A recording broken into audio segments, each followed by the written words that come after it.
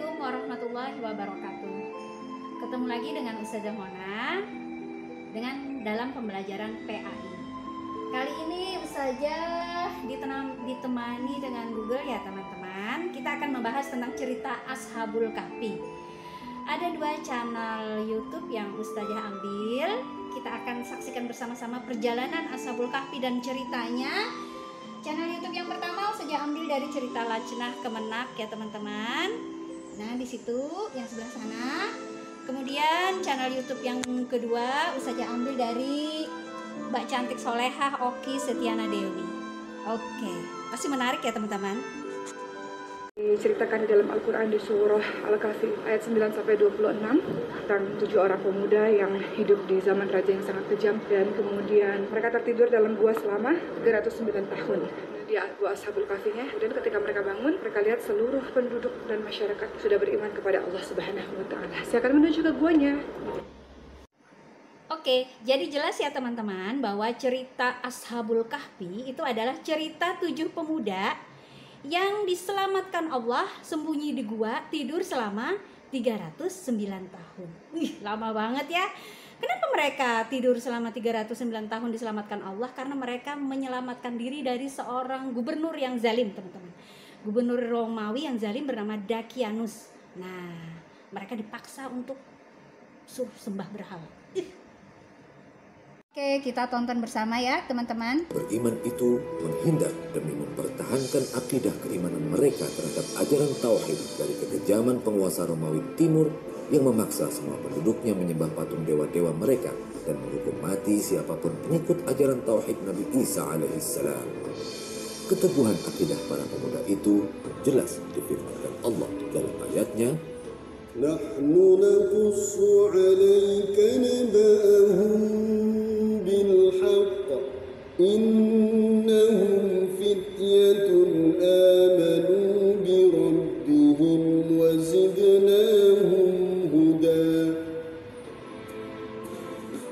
bahkan ketika akhirnya sang penguasa zalim itu tahu dan memanggil mereka dengan penuh amarah, tidak tanggung-tanggung di hadapan sang penguasa zalim itu, ketujuh pemuda terang-terangan berani menolak menyembah berhala dan memilih mempertahankan akidah tauhid dan mengambil risiko terburuk dengan penuh kesadaran.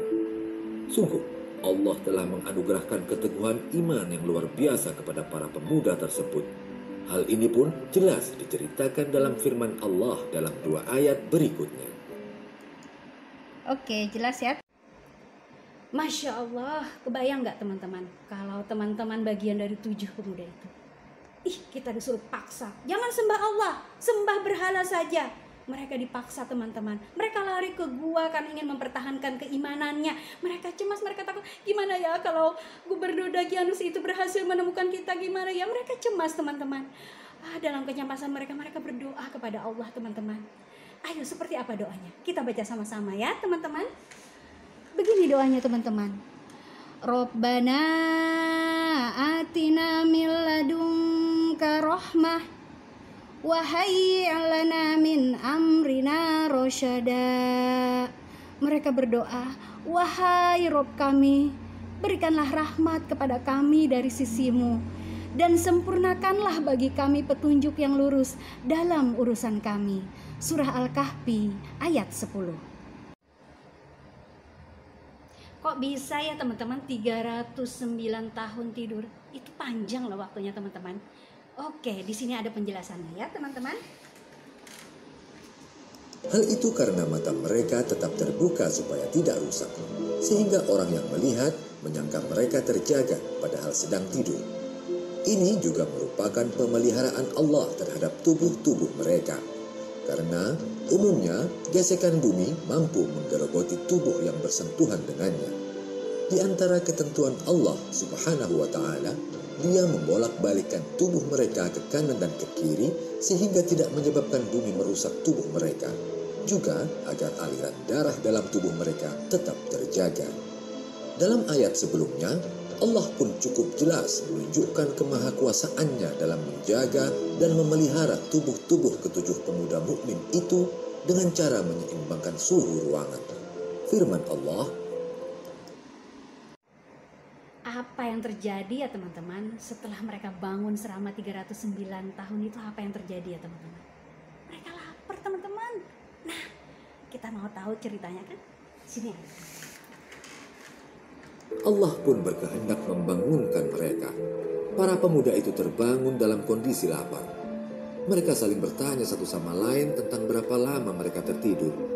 Mereka mengira hanya tertidur selama sehari, bahkan setengah hari saja, sebagaimana difirmankan Allah, وَكَذَلِكَ بَعَثْنَاهُمْ لِيَتَسَاءَلُوا بَيْنَهُمْ. Oke ya teman-teman, gitu ya teman-teman. Mereka lapar teman-teman, cari makan teman-teman. tidak seperti kota yang beberapa saat lalu ia lewati.